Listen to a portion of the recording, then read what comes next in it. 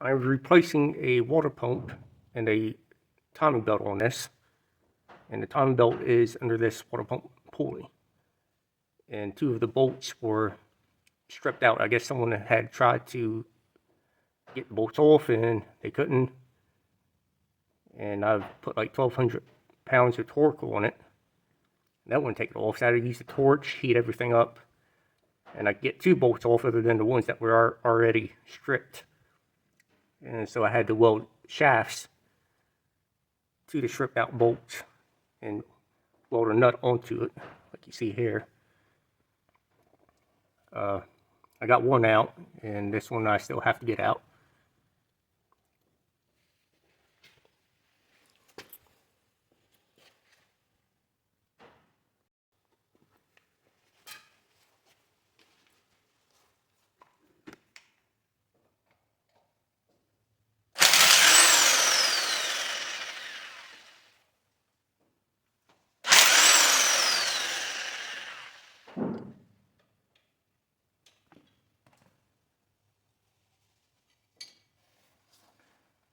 That worked good.